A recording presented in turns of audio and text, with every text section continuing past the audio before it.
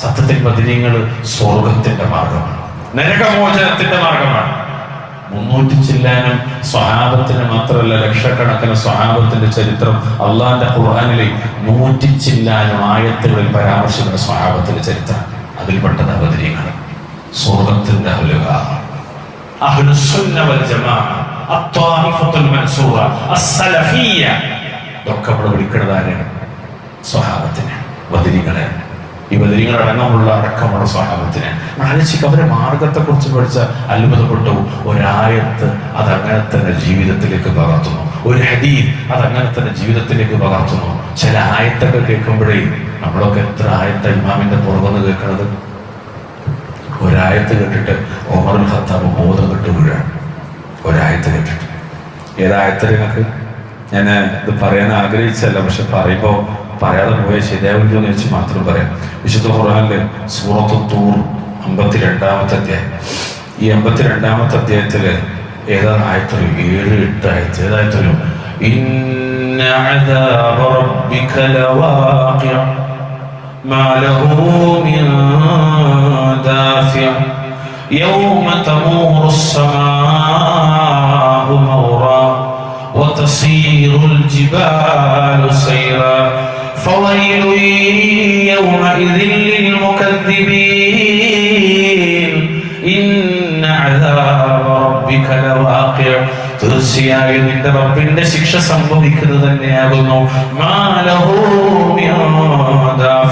അത് തടുക്കാൻ ആരും തന്നെ ഇല്ല.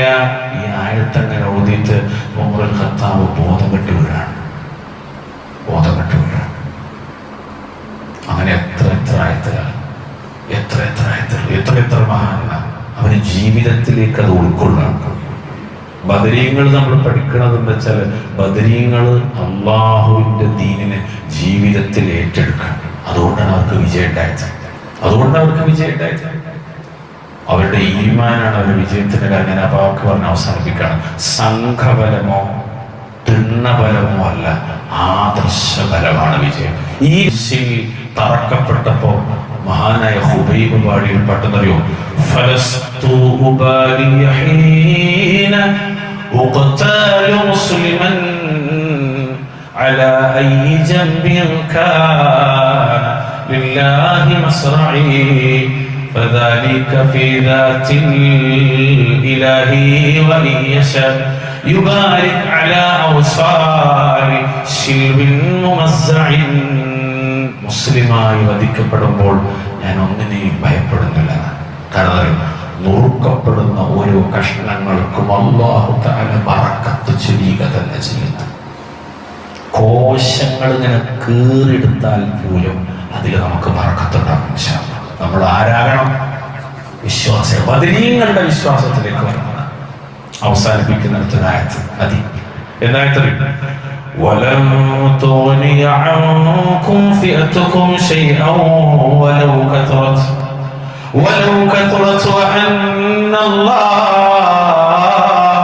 وأن الله مع المؤمنين. നിങ്ങളുടെ ആൾക്കൂട്ടം അത് വളരെ അധികം ഉണ്ടായാലും ശരി, നിങ്ങൾക്ക് ഉപകരിക്കുന്നതല്ല.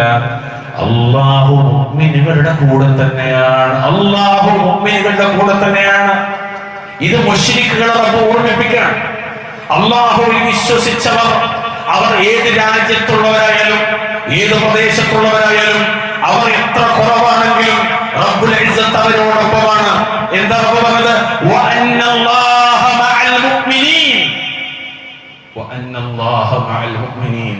നമ്മൾ ആലോചിക്കേണ്ട, നമ്മൾ മുഅ്മിനാണോ എന്നതാണ്.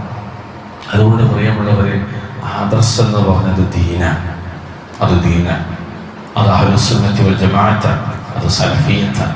നമ്മൾ എന്ത് ചെയ്യാം? ആദർശമുള്ളവരാവുക.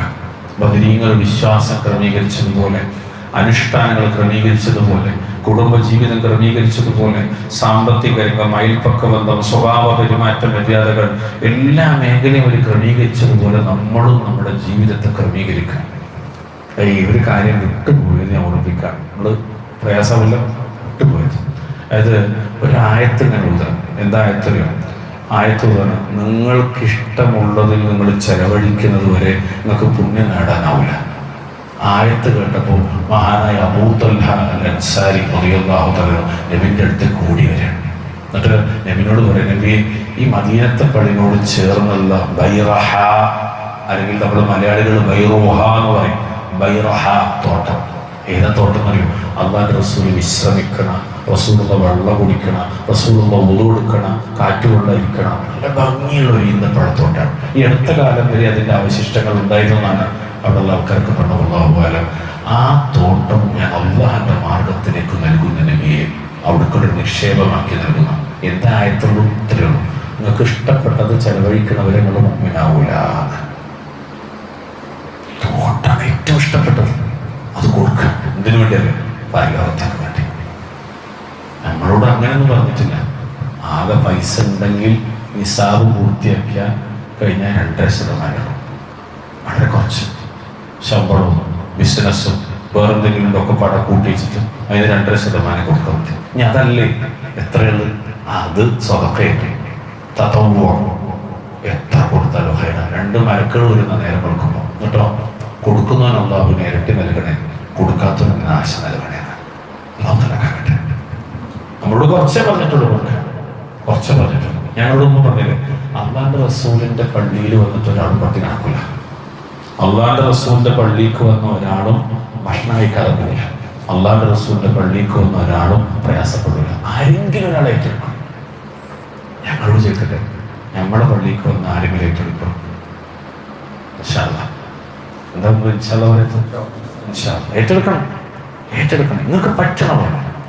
അത് അല്ലാഹുവിന്റെ റസൂലിന്റെ ചര്യയാണ്, സ്വഹാബത്തിന്റെ മാർഗ്ഗം. ബദരീങ്ങളുടെ വഴി അവിടെയൊക്കെയാണ്.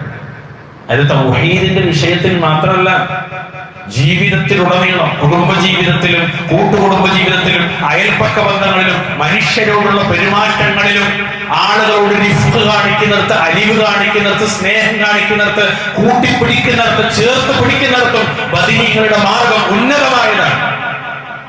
അതാണ് സ്വർഗത്തിന്റെ ഒരു മാർഗം, നരകമോചനത്തിന്റെ മാർഗം.